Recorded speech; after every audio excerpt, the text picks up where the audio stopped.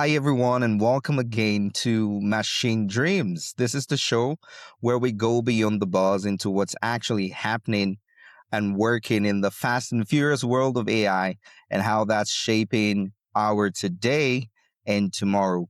My name is Kolawole Samuel Adebayo. I'm a technology analyst covering AI, cybersecurity, and enterprise technology. And as always, I'm joined by my remarkable co-host. Hi, Sam. And hey, everyone. I'm Leah Stern, communications strategist, venture capitalist, and the person who makes sure Sam doesn't let anyone get away with buzzwords. Right, Sam? I think that's a fair point. So, yeah, fair point. Welcome back from the West Coast. Today, we're talking about AI in financial crime detection, specifically how banks are using AI to catch money laundering and illicit finance in real time. We're joined by Brad Levy, the new CEO of ThetaRay. ThetaRay builds artificial intelligence systems designed to detect and investigate financial crime and money laundering across global payment networks. Before joining ThetaRay, Brad spent 5 years as CEO of Symphony, leading the financial markets infrastructure and tech platform. Hi, Brad. Welcome to Machine Dreams. Great to have you. Thank you so much for having me, Sam and Leah. And it's good to be a human on Machine Dreams. Brad's got jokes. Thank you so much for joining us. Appreciate it. So let's get into it. Brad, you've spent your career at the center of, the financial infrastructure from Symphony and Finos. You've built the digital rails that markets run on. I'd like to know what that experience taught you about the scale or has taught you about the scale and complexity of financial crime in today's payment networks. Great way to start, Sam. So yeah, I would take just back to 98 where I started to get involved in technology and e-commerce. And, it was maybe more about infrastructure, the word and networks and, OTC market technology or exchanges and clearing houses, payments networks like a CLS or a SWIFT, which may be more on point with payments, and then data companies, et cetera. So, I've been involved for 25 plus years in networks, market infrastructures. The one thing I can say is I like to alliterate and I like the rule of three. So, it's complex, it's connected, and it's concentric. And what you have now, that's just the reality of life all time. And I think now you have certainly a increase in complexity like we've probably never seen just because of many things. Many, many more things are connected and are cross-connected. And then I see these concentric circles, that come in and out of each other depending on what's impacting what. So, my experience in the payments world is a little bit more as institutional market infrastructures moving behind a security settlement or into the SWIFT CLS networks. But, payments is a part of this. Financial crime is a place or piece of it. And then it happens in many, many, many places. So as I double click or triple click or just deep drill down, all of those add up to, huge amounts of connectivity and complexity, which financial crime and payments is certainly a really interesting part of that. And here I am now in a financial crime AI company focused very specifically on anti-money laundering. And Brad, you've seen how financial institutions actually operate from the inside. When you looked at how banks handle money laundering compliance today, what surprised you the most? It's not surprising, but people know what they know and they go with what they've done before, right? So you've got this history of systems over like 5 decades that are built up over computers and rules and, pretty rote ways of building technology by today's standard, but that is what exists. So it's not surprising. It's a little nerve-wracking because we do have to move more quickly. There are many mainframes in the market still in the industry. There are fax machines. So there's just a lot of what's needed. I think what's maybe surprising is how maybe people are just not that interested in it. Part of it is it's unknown. It could be a few years out. You're not paid to care today. But, we do have to get there more quickly as a world, as an industry. Things are accelerating and, banks are no different than they've ever been. It's hard to move. They're highly secure. They're regulated. We just have to find a way to kick up the cadence a bit. And again, not surprising. I'm just a bit nervous that, can we really move at a pace to secure what's existing in the new world, even as things like quantum technologies hit in a decade or so. It's just a very different world out there. Let's talk about what's broken about traditional AML or anti-money laundering today. For people who aren't in banking or compliance, can you help us understand the problem? What's actually broken about the way financial crime detection works today? Yeah, I guess I try to take the lighter side maybe. I'm not sure it's broken as much as it just exists, right? It's not legacy, it's classic technology, right? So you've got this world that's built up. And we do need to move more into there's known knowns, there's known unknowns, and then there's the unknown unknowns. We're really venturing into a world of figuring out the unknown unknowns, which sounds paradoxical because how do you know what's not known by definition completely? And that's really where we step in, where we think we have a very high-end, high-octane anomaly detector that almost doesn't require anything in it in terms of rules or systems. It just knows, based on money laundering, this doesn't look quite right. So that's more the frontier end. On the other end, you have classical rules-based systems, which are not going away soon. But I would say, like anything in life, it's probably a combination of how these things blend and then degrade. So not broken to be built on, to be built around, and then over time to be decommissioned when appropriate. And, we're in rigid waterfall stovepipes now, and we need to find a way to be more dynamic as technology without losing a plot on security and resiliency. You mentioned quantum earlier, and I think we're really at a point in time now where traditional finance is moving into many new realms from quantum and crypto, with Revolut today also announcing it's secured a full UK banking license after a really long wait. I think we're at a pivotal point where traditional finance is moving into a whole new realm, and you've really been having a front seat from beginning to where we are now. Where do we see things moving? What is the future? What will traditional finance look like? Well, just, in a generation, in 20 years, it's unrecognizable, like completely. Our phones won't exist the way they do. Banks won't exist the way they do. The financial system will look quite different. That said, like, what's the horizon line? Like, I believe sort of 2035 is the outer edge of when quantum technologies, for example, would matter. It may not be literal quantum, but it will be a speed acceleration through engineering learnings through trying to move to quantum that will just really make things just that much faster. So you have to think, if that's 10 years out, that's just not that long. It could be closer than that. I'm not smart enough to know, is it 3 years, 5 years, 10 or 20? I just know it's not. It's within a generation easy. And if you really, I wrote a piece called Markets to Mars, Quantum Finance is Coming kind of thing. And it's like, whether it's quantum energy, quantum finance, just doing things at a more organic, granular, atomic level is coming. The technology will sort itself. The use cases will come. But I think we almost need like a Y2K initiative around quantum. I think that's targeted around 2030, where people just take encryption, security, data sovereignty a bit more seriously. In addition to the fact that cloud and mobility is clearly here to stay and getting more distributed, which makes it harder to control your surface area as a risk. When you can contain things, you can control a lot, but we're going distributed, which means a whole different architecture in terms of how we do that with a quantum moment, which will probably occur over a 5-year period. Won't be a moment as much as a series of things between 30 and 35 in my prediction that just start to really make a difference in how things move, how data moves. In general. Great. ThetaRay uses something called cognitive AI, and I'd argue that that's not a term that you would hear as often as you would hear machine learning or generative AI, or now what's in vogue, agentic AI. So, what does it actually mean in this context of detecting financial crime, cognitive AI? Yeah, and it's a little bit of a big word, and it's either really complicated or not that complicated at all. So I think about it as, if you have a system in humans that use it, think about a line up and down versus a loop. So what cognitive AI does, it really is an active learning loop based on much more real-time feedback. And again, models come, they change, and you launch a version. Where the way our system is intended to work is, say, as you're going, it's learning in real time.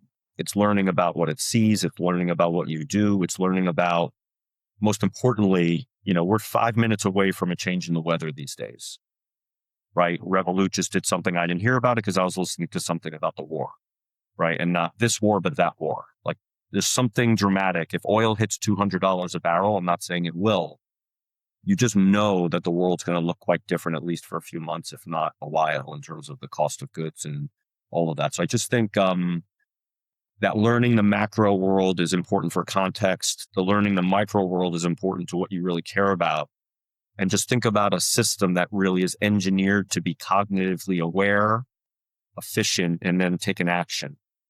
And it's an action that's the trickiest part. And that's where like our agents, which I'm sure we'll chat about a bit, in terms of working with the people to co-learn.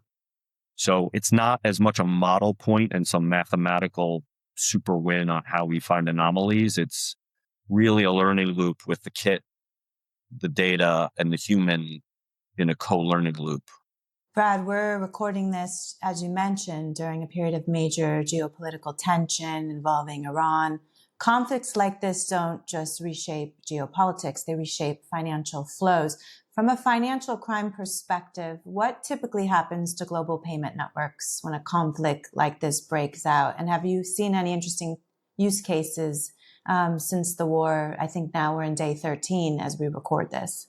Yeah, great question. And I will tell you, I think about everything as a supply chain, actually, including money. The difference with money is it's a supply chain that is used for other supply chains. And if you argue oil in its raw form as a barrel is really a currency, because it still needs to be cracked and refined to make something like gasoline or jet fuel, which then has its own price. So when these conflicts hit, things seize up. That's what you tend to see. And then sometimes people need to scatter because they're in the target zone of saying being sanctioned and screened. The criminals will tend to go, they'll distribute themselves, right? They'll kind of run away from the zone, but then they regroup fairly quickly. And if you're working off of IP addresses or just who's who, it could change quite a bit just based on the fact that people move cross-border. So if you think of cross-border payments, a conflict zone, people who are either fighters or refugees, some people are just trying to move money to their families so that people could pay a rent. And that may look suspicious because it came from a border. I'm sure when you've traveled and you try to buy a candy bar and it's a fraud alert because you've showed up in a place that you haven't been, and somebody who has the multi-factor authentication can relieve your credit card of just being in Madrid. Like, can I use my own money? It's not fraud. I'm here. So that's one of those false flags in the fraud world that we all live with, right? So, and that's because you went somewhere you're not normally. And that's a little bit linked to the cognitive point, because when that happens, you almost have to relearn what reality looks like, or make it so dynamic that you're almost in a infinite reality perpetually in every direction, which I know sounds insane. That's kind of the dynamic that we're all living with. Like, everybody's reality is unique. And the moment you move your place, you're in a different place that will be surveilled and possibly way for different reasons. So these conflicts definitely create a blast. They scatter. They create a new kind of market context model that you need to refine. And people just show up in places, good and bad people, that you then need to track. Mm-hmm. I think that's a really great way to put it. And you've just talked about how these sanctions in times like this can change things almost overnight for, individuals and institutions alike. My question would be for financial institutions that are operating globally during times like this. How difficult is it to keep up with the changes, the quick changes that we're seeing in real time? And how does AI help these institutions to adapt to these changes? Yeah, so the world's going real time clearly, and we're all running in batch process. Like, even the point that things could change day to day, I'd argue things are changing they're changing like intraday now. So the idea that we have an overnight batch of an FTP site or a clearing cycle or settlement cycle or quarterly numbers, we've run that way. And we now, I say to my kids when I try to annoy them that I run 24/7 like a Bitcoin. And they're like, Dad, don't say that. It's really cringy. But I'm like, I think like I have to run perpetually in every direction in real time. And yes, you could pause and do some presence and yoga, but ultimately you have to think of yourself as a real-time machine. For humans, none of us can run that way. So we have to work as a team. And then we need technology that allows you to do that. Coming back to your core question, you need tech and humans to work together symbiotically. You need to do it in an incremental way. And you need people to get comfortable with autonomous over time. So we have Ray Agent. We'll have multiple agents doing different tasks. They'll go autonomous at different ways at different times for different people. And those will connect to each other in different times in different ways for different people. So people talk autonomous agent to agent. I agree it's coming, but it won't be a giant leap. It'll be a bunch of step functions. And we'll break small things on the way, but that's a given. But that means if we're not breaking anything on the way, we're definitely not moving fast enough. If we're breaking a lot, we're taking too big a leap too quickly. And it's that balancing act, but it will be different from each bank, from each department, from each side of the money laundering world, from payments to fintechs to big institutional networks. And when crypto hits in the next few years, it's all going to become quite gray and fungible. You mentioned your new product, Ray, an investigation platform that doesn't just detect suspicious transactions, but automates the investigation process. Could you give us a specific example of Ray in action? Yeah, so it's pretty simple. Imagine you have an alert and you need to sift the alerts, and Ray lets you kind of sift, sort, look at a map globally, drill down on something, but then more importantly, allows you to go do task and bring back, like investigate. So it allows you to do that without as much swivel chair, where you're not leaving your system as much as prompting your system to have an agent go off and grab that. It's working for 5 minutes. It gets it. Then you'll hit summarize while you go over and do something else, but it's all very seamless. So think of that human in the loop investigator that's taking a 6-hour process normally, de-risking it and compressing it to 1 hour. And they can do a lot more work, which is, I think, the point, versus they're not in a job. Like, I just believe it's going to be a leverage up for people versus a washout of everybody. So yeah, it's that reduce your movement, get what you need, create that PDF file without any effort. And it's just part of that package you create to get comfortable, to audit trail, and then for the regulator to come and maybe and even rewind that tape with more context. So it really compresses sort of 90%, 80% of workload ultimately. I think that gets to 99% over time as people get more comfortable with the autonomous elements and the connectivity between different agents that will be doing different discrete tasks. Yeah. So Brad, every time I hear about autonomous agents or there's some type of AI capability that, a company is launching, and this is what I've seen in my conversations with people as well, there's always that fear about whether this agent is coming to replace me or not. And there seems to be a disconnect between what business leaders or people on the technical side are saying. On the one hand, they're saying these agents aren't going to replace people, but going to help them work faster. But there's actually palpable fear that you can see amongst workers across the globe. So my big question is this going to replace human investigators, or is it going to help them work faster? It will power them up. But the people that are so fearful that they're paralyzed and afraid to adopt this new technology, they will be protein for the rest of us. Literally, we will eat them in a really creepy way. But for people that just embrace it even a little bit, they will do well. For the people that really get in on it, they'll thrive. Like, I've seen Lotus Excel sheets. I've seen PCs, internet. It just doesn't go away. It's a level up. We're pretty smart as humans to create that purpose. New jobs that we can't, unknown jobs that we don't even know exist today. Like, colleague of mine, somebody looking for a job said, I want to become an agent manager. I said, actually, you're an agent orchestrator. Manager's the wrong term. There's no feedback. Like, you're just making sure these agents are doing what they do. And it's a technical job. And that's probably a thing for 3, 5, 10 years. So I think it's just new jobs, better jobs, higher order work.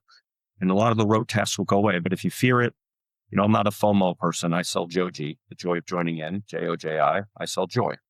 And like, if you embrace it and you let it lift you up, your firm, yourself, your business, you'll benefit from the leverage of tech, and it won't wipe you out. But people definitely will get pushed around and may lose their seat because, tech does make things quite efficient at times. And we're in that cycle for sure. Well, this has been quite an interesting conversation. I will wrap it up with a random question. I think you're New York based, but ThetaRay has operations globally, including in the UK. Who is the fintech leader at the moment? Is it the UK, as we all claim, here in London, or is New York still have its steam over Britain? What would you say? I think it's the ones that can do this globally. Like, I don't think there's Silicon Valley is not it. Silicon Alley and Wall Street is not it. It's Israel, it's UK, it's France, it's Mistral, and there's many things. It's who can pull the best from all over. The US definitely has a huge presence in technology. There's no doubt. I would all pay a lot of attention to China. And I think they are going to be equal, if not better, in the next 10 years. If you just look at self-driving cars, where I saw one weird car going from Boca to Miami this morning, I see BYDs all over the place when I roam the world, those, the Chinese electric. So China's the one to watch on who's going to win the tech race. And the firms in the US that can really link to the global stuff are going to be the ones that really drive. And then I think the Europeans that figure out how to slot themselves in and partner will do well as well. Thank you so much for a great, great, great conversation about AI, financial crime, the infrastructure that keeps global payments moving. I'm sure there's a lot of great takeaways for our listeners and viewers. So thank you so much for the time. I appreciate it. Thank you for the time, Sam and Leah. Really been a pleasure. And thank you to everyone listening. This is Machine Dreams, where we explore the technologies shaping our future and the people making sure they actually work in the real world. See you next time.